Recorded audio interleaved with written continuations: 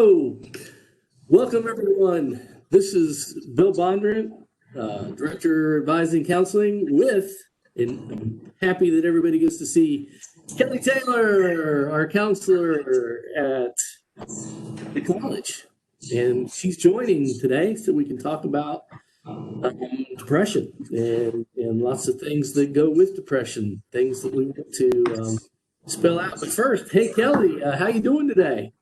I'm doing great, thank you. How are you doing today, Bill? Hey, today's been a great day. I'm happy to say it's kind of in the afternoon. I can see that the end of the tunnel, and yeah, so this is good. It's been a very good day. Thanks for asking. Wonderful, thank you. I'm loving this weather, and this is my favorite time of the year. So yeah, it's all good. Yes, ma'am. Yes, ma'am. Afternoon, enjoy it. So Kelly, we used to do these things on campus, and then COVID came along, and we've had to change the way we do things. And you and I are constantly collaborating, kicking ideas around, and so we came up with this, and this has been awesome so far. We posted the one that we did on suicide awareness that Nathan joined us on, and so thank you for helping put this together and sharing what is important information.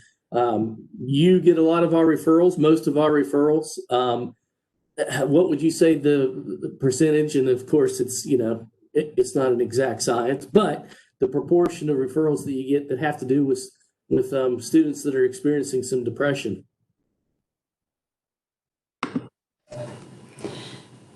I would say that actually the majority of our referrals are students that are dealing with depression of some kind. Depression and anxiety seem to be a really huge thing, especially now that we have the pandemic. COVID and that on top of everything else that's going on, them trying to balance work and family and school was already enough, and a lot to handle. And now all of a sudden, with this pandemic, we've also had, the storms that we've had to deal with, and the storms and the devastation that we had with all of that. And now with the pandemic and all of that together, it's just been a lot for everyone. Yeah, absolutely. I was watching the news, and there's another daggone storm out there right now. Thankfully not aimed at us, but another. I think it's Hurricane Delta now because we're into the Greek alphabet. So much going on, in the lives of our students and everything. So what we try to do and what we want to do with these videos is just kind of break it down, help people understand what's going on with some of the mental health issues that touch all of our lives at some point. And so with depression, I want to try to put it on a medical model. I think that's a model that a lot of people will understand because we find it okay to talk about medical problems and issues. But when it comes to mental health issues, we don't have that sense of comfort or confidence to talk about it. So I thought we could put this issue kind of on the same model and say, well, where does depression come from? What is depression? How does it happen? And really, it's one of those things that you have to break down into a couple parts, and one of them is our genes, the genetic predisposition. And, we're born with all kinds of different things, color of our hair, color of our eyes, onto medical issues and mental health issues.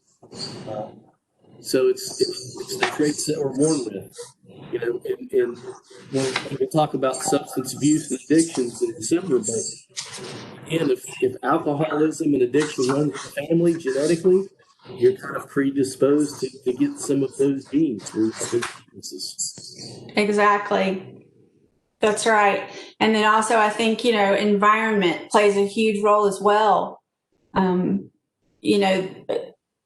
Depending on how someone grows up, if they've been exposed to any type of abuse, whether that be sexual, if there's domestic violence within the home, if there's, alcohol abuse, there's all types of things people can be exposed to environmentally growing up, even right down to water they're talking about actually, like at Camp Lejeune, the toxic water and how that's affected people. Just so many things with our environment that can cause issues and lead to depression. I'm sure I'm leaving some things out right now that you can probably help add to that as far as environmental goes. Not having access to things, food insufficiency, those types of things can all play a role. Yeah, absolutely. So, and then with the genetics, and we talk about the inheritance of things. In the medical model, we talk about, well, if cancer runs in the family, if heart disease runs in the family, if male pattern baldness. I'll just throw it out there, Kelly. I mean, don't be afraid to talk about it, right? Are you talking about your shiny head? Well, I'm talking about the guy I love. That's all I'm talking about. But Alzheimer's, diabetes, obesity, high blood pressure, all that. And then with the environment, as you said, the socioeconomic status and what you're exposed to growing up, and of course, water quality, air quality, those types of things. And then, we throw in the biology of things and the things we don't see. So, for example, with diabetes, they can check your sugar levels, right? The biology of depression is a little bit harder because we're talking about neurotransmitters in the brain and how those neurotransmitters and these are kind of the substances that take messages from one part of the brain to the other. And if they're deficient, and we'll talk about medication in a little while, but you take the medication to balance those chemicals. But we can't do blood work that measures serotonin in the brain, for example, or some of the other neurotransmitters in the brain. And it makes it more difficult. It's like, oh, well, so I have this chemical imbalance in the brain. How do I know? Because we can't measure it exactly. We can't do that through blood work, but it's there, it's real, and that's what's kind of going on. And then the lifestyle also can contribute to the experiences of depression. If you want to talk a little bit about the different lifestyles that we keep. Absolutely. So I think that, if you're using different substances, alcohol abuse, drugs. I think if you don't have a regular sleep pattern or routine, that can really play a role in your mood and, things such as that. I think that a poor diet, I think people would be amazed at, what you're putting in your body and what you're eating. It can make an amazing difference. If you're not eating enough, if you're eating too much and too much of it is just, say, a sugar-based diet, and you're just constantly filling your body full of sugar and foods that are not good for you, that can definitely wreak havoc on your body. So I think lifestyle-wise, again, if exercise plays a huge role in mood, and a lot of people like to do meditation and yoga and different things to help with their mood and the chemicals in the brain. And it's been scientifically proven that those things help. And if you're someone who is, not into any of that, and you're more likely just to kind of sit around, you don't get out in the sunlight, you stay in a dark room a lot, all of that can really lead to depression. All right, so we've covered 4 areas. When people say, well, how does depression happen? Where does it come from? So genetically, there could be influence there. The biology and chemistry in your brain, the environment that we live in, our life experiences, those types of things, and then our current lifestyles, past lifestyles, current lifestyles, all can contribute. Now, what we have to do is differentiate. Some of us like to watch sports, right? And so you have your favorite sports team and you're cheering for them, and they lose in the Super Bowl, and you're like, oh man, I'm so depressed. This sucks, right? And so, or I get a flat tire and I'm late to work and it just ruins my whole day. And I'm just so depressed because my day started out like that. So we use the term depressed, and I think we all use it relatively frequently from time to time. Is to say, well, some of that is experiential on the short-term basis. Yes, we all get bummed out. We all get depressed over certain things that happen.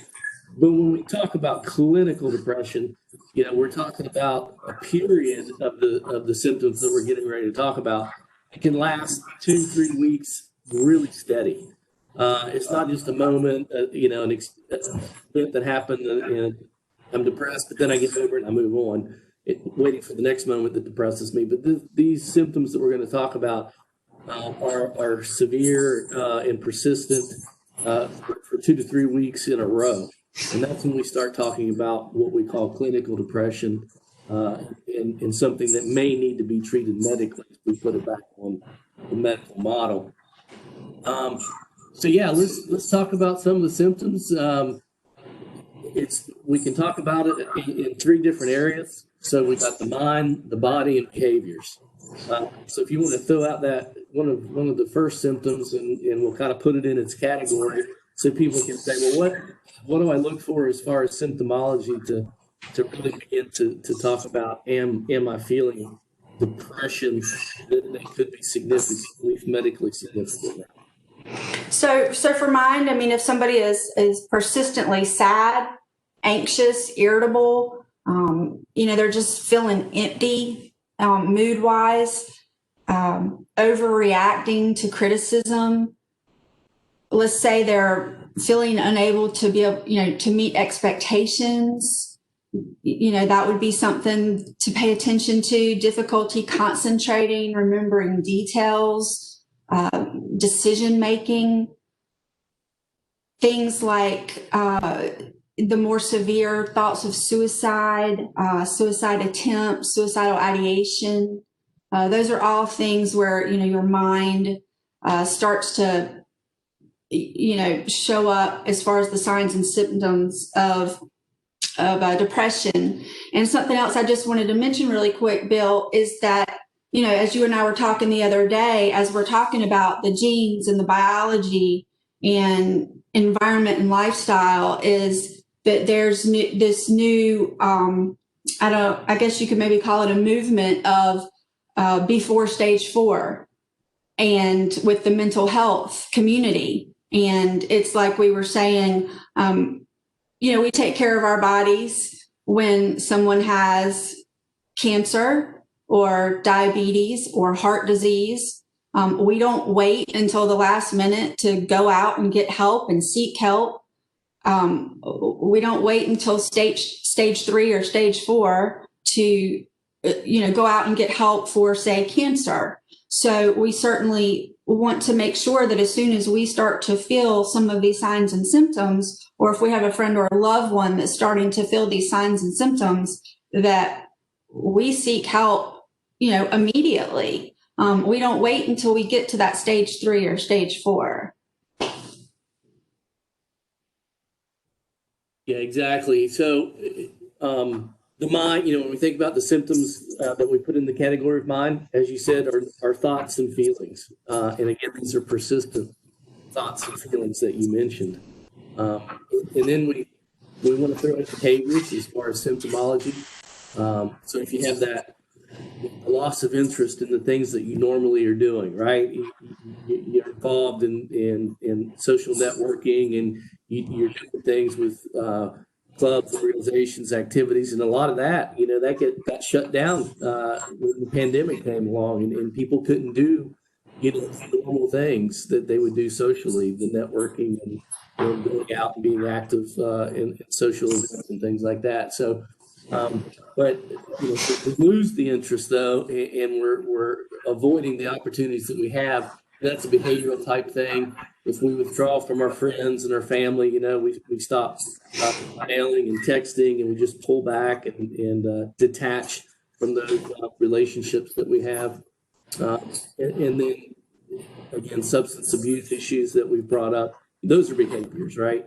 And right now may be a good time to talk about the substance abuse issues, because the vicious cycle that happens, when you start feeling these symptoms of depression, since we're not doctors, so we can't prescribe medication for ourselves, right? It doesn't take, a doctor's license to go to Aunt Bertha's convenience store. I call it that. It's the ABC store, to get a fit. We self-prescribe, right? We alcohol is something we can use to self-medicate, to try to make our moods a little better. Again, it's temporary, but that's the vicious cycle with substance abuse. It's that most substances that you use, it's only a temporary escape, temporary relief, but that only compounds and exacerbates, what's going on with depression and anxiety. It only makes it worse because, again, those substances are messing with those chemicals in your brain and doing more damage to those chemicals in your brain. But those are behaviors that we see as the signs and symptoms of depression, or people, trying to self-medicate with alcohol and other types of drugs. And self-harm, I think, falls into those categories too. People who self-mutilation and cutting and things like that. Again, they're trying to physically kind of find releases for that internal pain that they may be experiencing. So those kind of behaviors. What happens to our body, though, Kelly, when we start getting symptoms of depression? Fatigue, a loss of energy. We might lose weight. We may gain weight. A lot of people turn to food as comfort. I know that I personally, whenever it starts to get cold out and starts getting dark at 5 o'clock, there's nothing like a thing of mashed potatoes and, grandma's pot roast. And go heavy on the gravy too, right? Exactly. I mean, we have mashed potatoes, we got to go heavy on the gravy. That's right. There's nothing like that that's, more comforting. But I think that if you find yourself doing things like that consistently, then you might need to look into that. The other thing,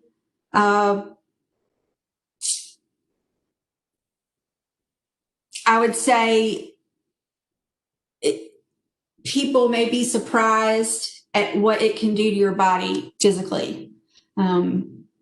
It can make you physically ill, and it can be anything from a headache to a stomach ache, flu-like symptoms. If you already have a diagnosis, like say an autoimmune disorder or something like that, it can compound those issues. So it can really have a big impact. I just recently read an article, which I found very enlightening, actually, and it was talking about depression versus loneliness even, and how a lot of people right now are lonely because of being away from their friends and kind of inside because of COVID and everything, and even how that can have such an impact on your body and your physical well-being, and the combination of the loneliness and the depression and the impact that it has physically on the body. Yeah, in this whole medical model, we remind ourselves that the head is connected to the body. So what's going on in the head doesn't manifest itself oftentimes in what the body experiences with those physical symptoms that you were talking about. The other thing that you mentioned, that this time of year reminds us, seasonal affective disorder, which is called into the category of depression. It's sensitive to the lack of light, just the changing of the seasons, and it's darker, longer, and those types of things. Their body starts to feel it first.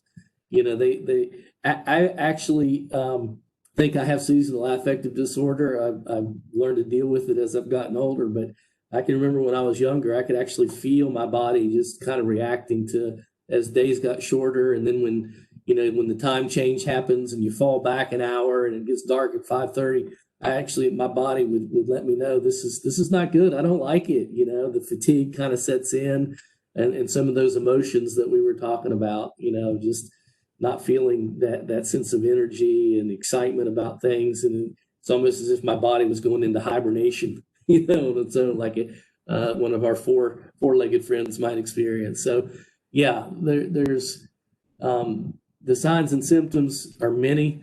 And what people have to understand is you don't have to check all those boxes. You're not going to get all those symptoms, but you may get a few of those symptoms and have them pretty intensely, pretty severely.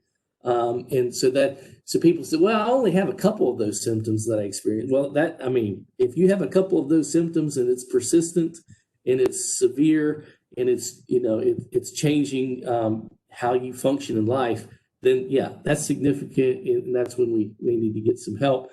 What I wanted to say is when you go to a doctor, psychiatrist, therapist, whatever, they are gonna ask you about some physical things. What we need to know is that the thyroid, hypothyroidism, the hormones in the thyroid gland, it can create very similar symptoms of depression. So oftentimes, if you go seek help for depression symptoms, they are going to ask you those medical questions. They want to know about what's going on with your body that may be causing some of this. Kidney stones, hypercalcemia, gastrointestinal disorders, vitamin D deficiency, the diabetes, a lot of those can contribute. And as you said, some pre-existing conditions with the immunity disorders. I mean, the mind is connected to the body, and so it all plays into each other.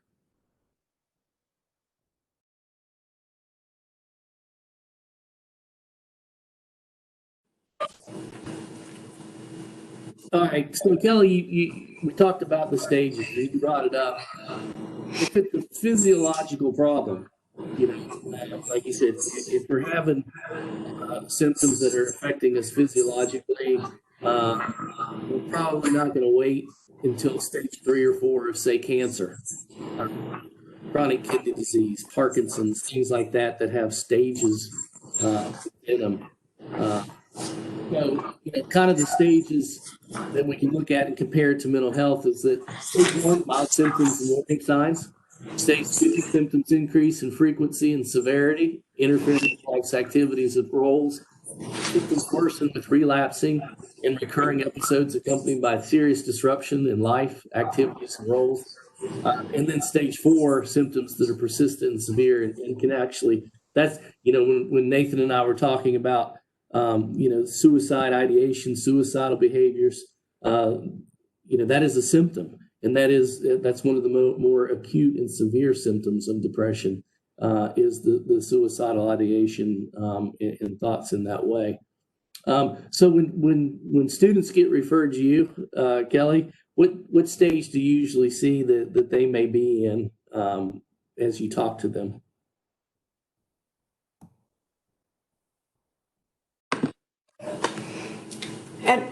It really depends. I think I would say more like 3, probably 3, 4 by the time, they get to me and we start talking. I've had a few that have come to me and said, I was just reading an article, or I was just reading or saw a video and reading about the signs and symptoms of depression. And I almost felt like I was reading about myself. And so, do you think there's a possibility that I might be depressed? And so I really, we had great discussion, and I was able to help them and point them in the right direction to some of our resources that we have. And but typically, it's stage 3 and 4. And I think that if more students start to learn or understand these symptoms and do screening. We actually have a screening tool online. If they go to our counseling site, if you go to Craven's website and then go to counseling services on ulifeline.org, they actually have a screening tool that you can take, and it will actually let you know if you fall into the category of depression. The school never knows. We have no idea who it is that goes on there and, what your test results are, but it will let you know if you might be depressed, and then it will link you back to resources in our local community so that you can get help.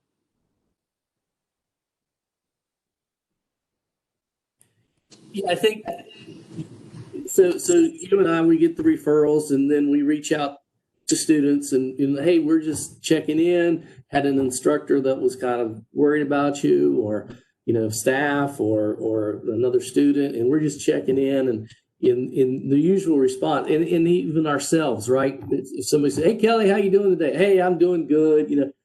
We try to put on that positive face, right? That face that says, "Yeah, I'm good," but on the inside, maybe not so much. Maybe I'm not really good. So as we continue to talk, we continue to take the conversation to another level. That's when folks say, "Well, you know what? Yeah, I do. I have had some of that. I've had those symptoms and all these different things that are happening in my life."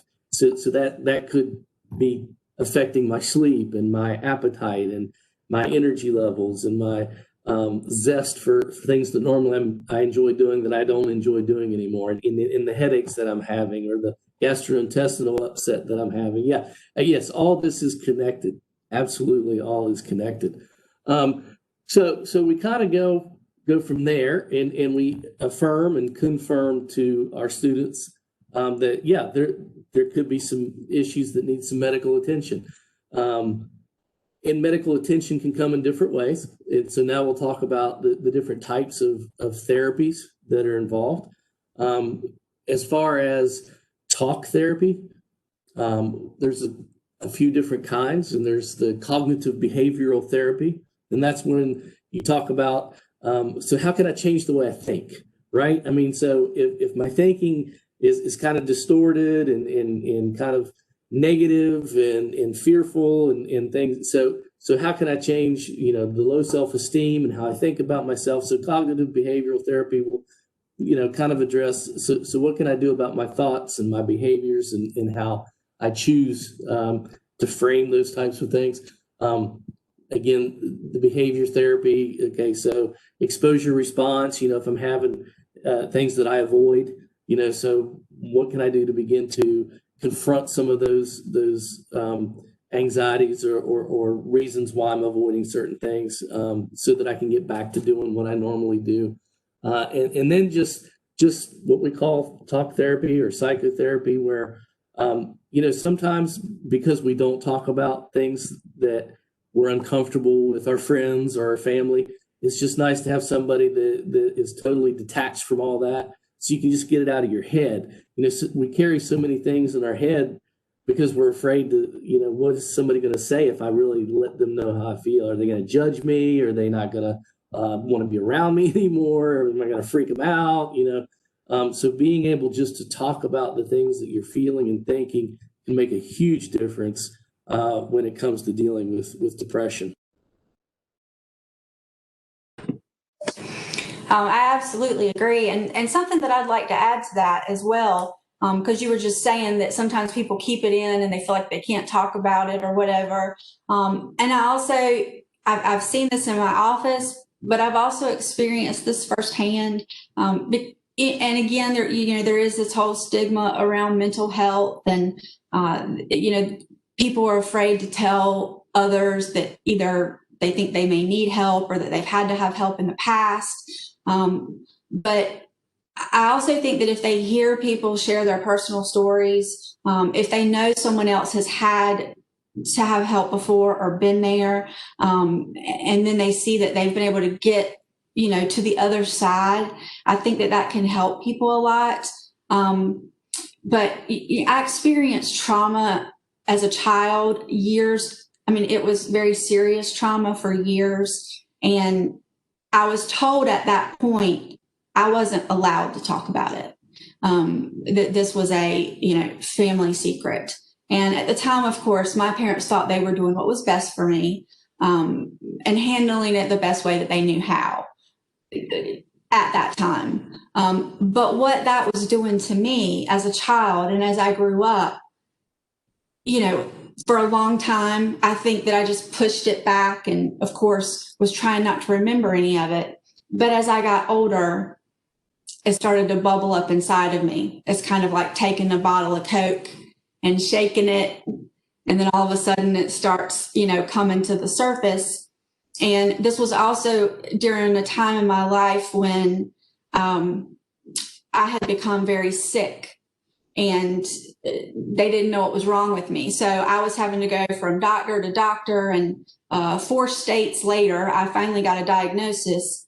But during that time, it was a very dark time for me because I wasn't able to get answers. So that was frustrating.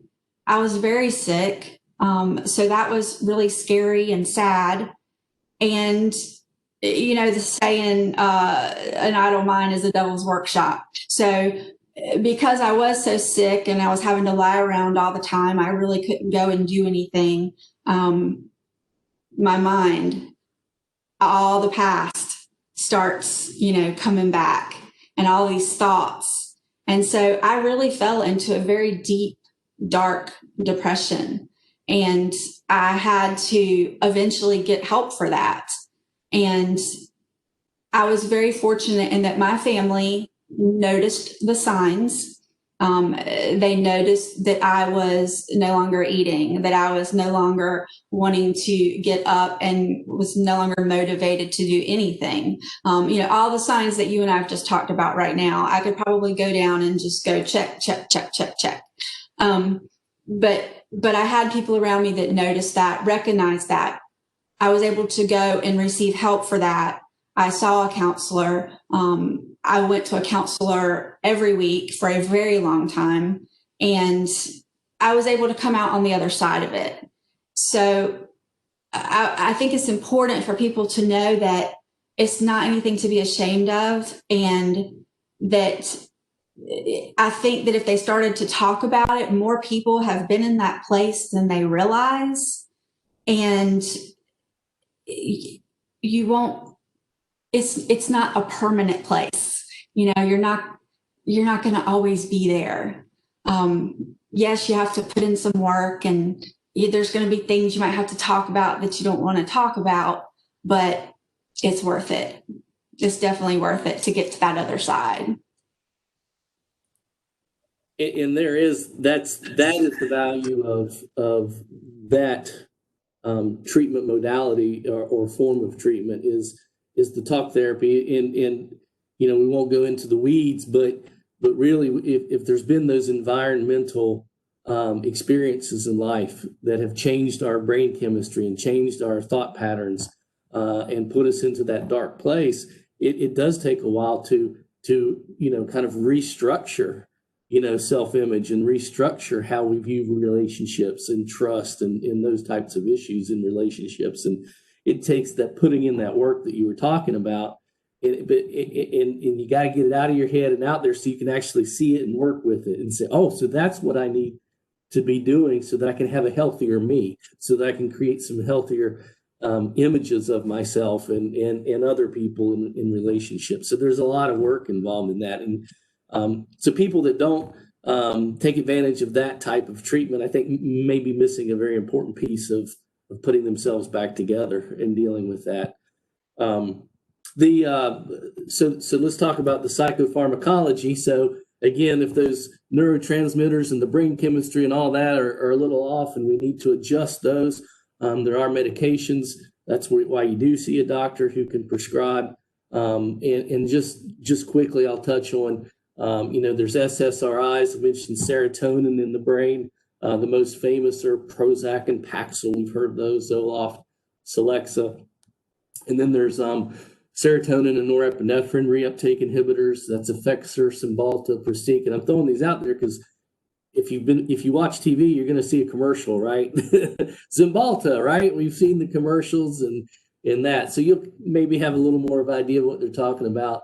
And then some of the older ones, I haven't been in clinical practice for years, but atypical antidepressants, Remeron and Wellbutrin, those were there 20 years ago when I was doing clinical psychotherapy. Tofranil and Pamelor, tricyclic antidepressants. Again, these are some of the older treatments. But there are many things out there. And that's one of the difficult things, though, because you can't, in the blood work, find, oh, well, I'm low in serotonin, so I need to do the serotonin reuptake inhibitors. I wish we had a way medically to do that. And sometimes it's just trial and error with medications, that you have to start somewhere, then you have to titrate. You may have to take a little more, take a little less to find the right level for the person, because all of our brain chemistry is different. But sometimes we need that medical piece, the psychopharmacology, to help stabilize our moods so that we can do the work in therapy that needs to be done. So it kind of goes in conjunction with each other. So then there's the self-help things that we can do that we've thrown out that you talked about. And we're just going to talk about, I mean, we'll throw them out there because Kelly, you and I've decided that as we do these, we'll talk about some of these coping mechanisms, if you will, that we have control of. We can choose when to do them and how much to do them and how to do them. So one of the ones that I'm choosing, one of the coping mechanisms that I personally subscribe to is exercise, because the mind and the body are connected. In my body, if it, what I'm doing right now, I'm sitting. So most of my day is sitting. But when I get home and on the weekends, my family's like, what are you doing? I'm outside. I'm getting outside. I'm moving. My body's got to move. So why do we do it? Because physical activity can help stabilize the sleep, because we've talked about how depression can affect sleep. It can increase your energy. You put in that exercise, we may feel a little tired after we exercise, but then there's that rebound effect where after I've put in the time to exercise, then later on I feel, in time, the energy that comes back. So I've put in the time to exercise my body. Now what it's paying me back is that little bit of extra energy that I may need. It helps your immune system. It helps that weight management that we talked about, right? We talked about the COVID-15. You used to talk about the freshman 15 when we went off to college, and then it was the COVID-15. We couldn't do things. And as you said, Kelly, well put, we feed our stress sometimes, we want those feel-good foods, just temporarily makes us feel better, kind of like alcohol or whatever. It's a substance that gets in the body, all those sugars, and it meets the brain's needs for feeling good. But exercise will help with weight management. It burns off, some of the anxiety that we'll talk about in our next segment. But some of the anxiety and depression run very close together, and exercise will burn off some of the chemicals that are being produced by the brain that create the anxiety that runs along with depression. So yeah, there's just a lot of positive things about exercise that we can control. And we're not talking about, hey, you don't have to join a gym and be a meathead and go in there and work out all the time. I mean, we're just talking about going out in your backyard or on your street, if it's safe, or wherever, and just walking 15 to 30 minutes, every day. It doesn't have to be a speed walk. A little bit of, push-ups or jumping jacks, just a little cardio and weightlifting. I mean, my body, again, just like it feels when the time changes, exercise, my body feels it. My body says it likes it. And it's a great way to manage the symptoms of depression and anxiety. Now I'm going to let you talk about what's one of your favorite coping mechanisms. Well, as I was stating before, I have a condition, a medical condition, and it's ongoing. So it's something I will have for the rest of my life. And so there are days where exercise is not possible for me. So I have had to find ways other than exercise that will help me deal with anxiety and depression and things such as that. So I really enjoy listening to music, and I love to paint. I love to write poetry and write in a journal. I think putting pen to paper and getting my thoughts out, it's very therapeutic. I'll oftentimes, after doing that, that's where my poetry comes from, is going back and reading through what I've written, and then I'll start to, write the poetry. I also have the Calm app on my phone. And for those that may have never heard of that, it's an app that you can download on your phone. There is a free version of it, but then there's also a paid version, and it has everything from, meditation to yoga, night stories. It has things on there, like the thunderstorms and rain and ocean and stuff like that you can play to help you sleep or just to help you calm down. It even has a breathing thing on it to where, like, let's say you're at school or in your car or whatever, and you start to feel very panicked or stressed and you need for your body to calm down. It actually has a thing on there that, as the circle gets bigger, you inhale, and as it gets smaller, you exhale, and it helps you with your breathing. And as you, practice your breathing, your heart rate starts to slow down and all of that. So those are the types of things that I do. I also love to sit on my screened-in porch and, have the sun that way. But that's what I like to do to help boost my mood. And then, of course, spending time with friends and family. Even though I can't get out right now because of COVID, we do FaceTime, and we've even gotten together. Some of my friends will contact me during game night or something. And so I'll just be kind of a part of it through FaceTime. Okay. So, yeah, part of our, the Let's Talk series, topics, tips, and tools, for mindful living. And so one of the things with our videos, you and I could probably talk for 2 hours if we let ourselves, but we're at 41 minutes already. And I know people, I know, right? Time flies.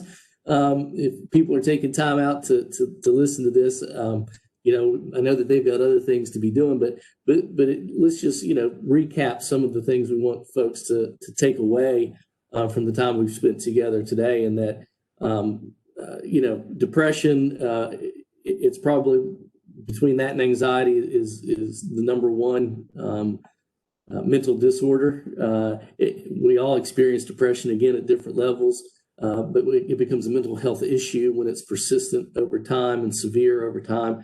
And that's something that, again, needs to be treated. What causes it? There's genetic possibilities, biological possibilities, the environmental, which are our life experiences and things that happened to us when we were younger, but things that are happening to us now, inclusive of hurricanes and pandemics and those types of things, and then lifestyle. And so, again, if you look at all four of those areas, it doesn't take a stretch of the imagination to see, yeah, you know what? Yeah, I see there's, out of all those areas, I have several things maybe contributing to where I'm at right now and why I'm feeling the way I'm feeling. And then, the medical model of, hey, look, if we're having physical symptoms that persist and they're starting to get more severe, we're going to go do something about it. And with mental health, we want to demystify, well, people will think I'm crazy, or they'll think something's wrong with me. I'm not strong enough to handle it on my own. We want to demystify all that and say, you know what? It takes a strong person to realize, hey, there's something not right, and I want to fix it because I want to get back to a healthy, vibrant, functional lifestyle again. And so overcoming some of that. The treatment methods, the talk therapy, certainly we strongly recommend. Kelly, that's what you provide as we, have our initial assessments with students. And then if they need more, we'll help the resources that we have in our community, connect them there. Psychopharmacology and medications that may be needed. And then, finally, what we'll continue to talk about is coping mechanisms and tools that we can put in our own personal toolbox and carry around with us to help us deal with these things. But what other last little bows or ribbons would you like to put on this conversation? I think that about covers it, Bill. It's been great. Absolutely. And Kelly, if you want to talk a minute any more about our website specifically, going to the website on Craven Community College, just go to the website, and in the search bar, you can put in counseling. And what are they going to find if they do that? Oh my goodness, it's fantastic. So if you go online to Craven's website and you type in the search engine counseling services, you will find all kinds of information. We have we have a video library where you will find videos on all types of topics like anxiety, depression, drug use, just mental health in general, all types of topics. We have websites, links that will take you to different websites, and there's lots of information on there. You heard me mention a while ago, Lifeline. That is a platform that a lot of different colleges throughout the country are using, and it has information on every mental health issue, or not issue, but diagnosis you could think of, and that you could read about and learn about. Every crisis number that is available, they have on there. We have crisis numbers on our website. If for some reason it's after hours and you need someone to talk to, their phone numbers are there.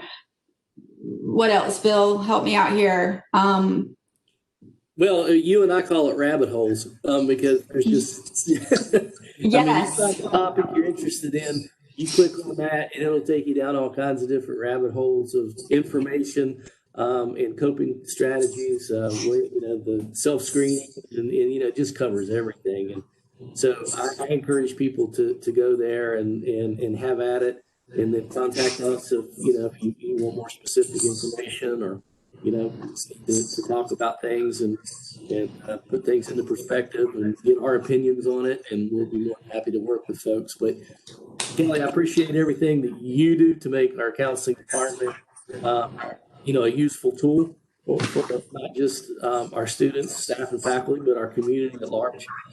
Thank you. We know that mental health is something that we all, at one point in our lives, at some point in our lives, deal with, and our families deal with, and our friends deal with, and our neighbors deal with. And it's good to know how to identify what may be going on in the resources out there to help us deal with it. Thank you, and thanks for all that you do as well. All right. Well, listen, we'll bring it into this one, and we'll talk about anxiety the next time. And until then, go easy on the mashed potatoes and gravy there. I'll try. All right. Take care. Goodbye, everybody. Bye.